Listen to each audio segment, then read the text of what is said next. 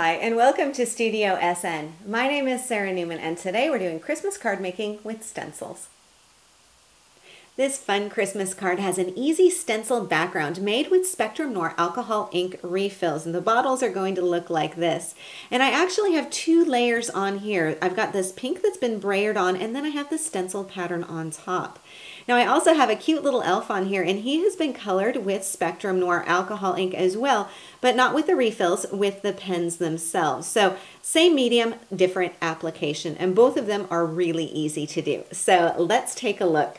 First, I'm going to start with a piece of white cardstock, and this is the Neenah Classic Crest cardstock from Crafter's Companion. And this is really going to make sure that I don't get any bleeding or feathering when I do my stenciling on here. It gives a nice crisp result. So first thing, I want to knock back this white and brayer on a little bit of the PL1. So I need to have my alcohol ink refill. I'm working onto a craft sheet, and that's going to be really important. And then I also need my little mini brayer here. So first thing, just go ahead and squeeze a little bit of the ink right onto your craft sheet. It's got this nice little applicator on here. It makes it easy. And then simply get your brayer loaded up and go right onto your cardstock. Now you're not trying to cover the entire thing completely, just trying to get a little bit of color on here, a little bit of pattern as well. So I've got my color on there. And then to clean up my craft sheet, I can just take a baby wipe and clean that up as well. So you can add as much color on here as you want, but I think this will do it for me for now. Then I can go ahead and bring in my stencil. So here's my stencil. This is from Clearsnap. It's their Swirldot. So I'm just going to place this on top of my colored cardstock.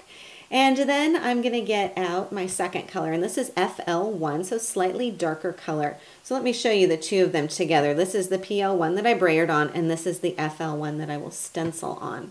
Now I need some kind of applicator for this, and so I'm using a felt pad and then this little applicator also from Clearsnap. And I like this because it's nice and easy to hold. It's just a little bit more handy, I suppose. So again, just need to get my alcohol on the applicator, and in this case, I'm just going to squeeze on a few drops. You don't need a lot, just squeeze on a few drops like so, and then holding the stencil down in place, I'm going to apply this with a swirling motion. So you can see it's already going through the stencil design, and because this stencil has a lot of plastic area to it, it's easy enough to hold on to. I don't need to tape it down or anything, although you certainly could if you wanted to. So I'm using a circular motion rather than a pouncing motion, because you can see on here if I'm pouncing, I'm really just getting it onto my stencil and not into the design on here. So I'm just rubbing this around on here, moving my fingers as I go, and then when I lift this off, you can see I have my design. So I could do the whole design or even a partial. Looks really good. Now, one thing you'll notice, I've got a lot of the color on my stencil, so I'm going to scoop this aside and just show you something really quick. This will stain your stencils. It won't harm them, but just so you know, the alcohol ink does stay on here. I'm going to take a little bit of rubbing alcohol and just spritz this on here right away, and then take a baby wipe or paper towel and remove that color from there. So again, you will get some staining on here. Just want you to be aware of that, but it's not going to hurt your stencil at all. So once you've got that done, and I would recommend that you clean it pretty quickly, but then you've got this really cool stencil design. So this is the background. Now let's talk about our little elf. So again, I've stamped him onto the Neenah Classic Crest because of course that's going to give me better results with my alcohol ink pens. Now I stamped him and I embossed him. So let's talk about that for a second. First of all, this is the Happy Elf stamp, and this is from hot off the press. You get this cute little elf and a candy cane and some sentiments on here. And these are really fun to color with the alcohol ink pens.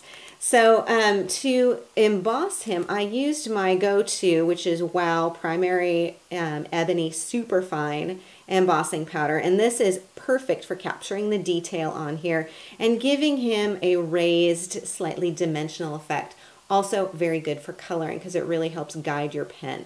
So I stamped him and then heat embossed him on the classic crest.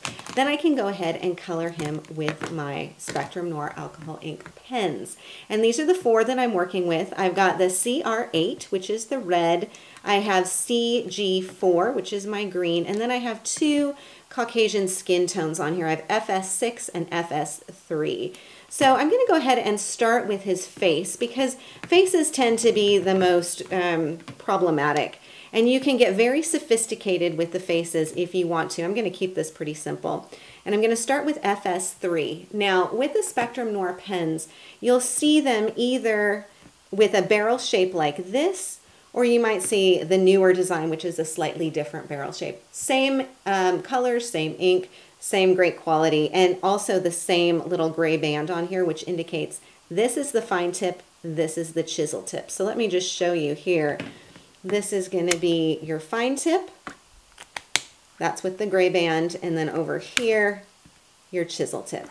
So for this little guy, we're going to use the fine tip throughout. Okay, so this is with the FS3, and I'm just going to go ahead and color his face. Just going around on here, kind of circling the motion on. Again, the embossing is going to guide your pen a little bit too, so you don't need to worry about it, you know, overlapping too much. Some colors, little ears on there too. Now with the second color, and I could leave it like this, this is perfectly fine. With the second color, I'm going to add a little bit of color to his cheeks and the tips of his ears. So this is FS6, again, working with the fine tip. And I'm just going to color around his little cheeks here, the tips of his ears. Maybe it's cold where this little elf is. And then I'm also going to kind of blend along the side of his face. Now, people can get very sophisticated with their coloring with these pens. I don't get too sophisticated.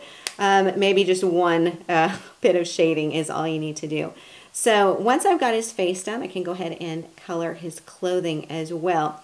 So again, with the CR8, using the fine tip, then I can just come in and add some color to his hat, as well as, let's see, I also colored the candy cane with the red. And I'm not going to do the complete piece because I think you can see how easy it is. There's a little collar on here. But I think you can see it is just, the colors are so vibrant.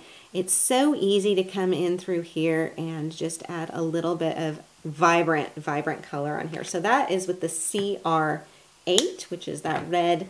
I'll come back in with the CG4 and add a little bit more around on his suit.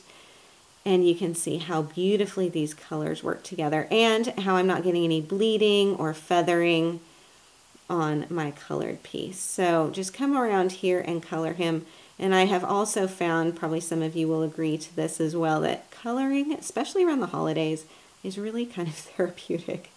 It's really a nice stress reliever. So you would color him however you want. You could do classic red and green. You could do some different colors. Go ahead and get him all colored and however you would like him to be, and then you're done.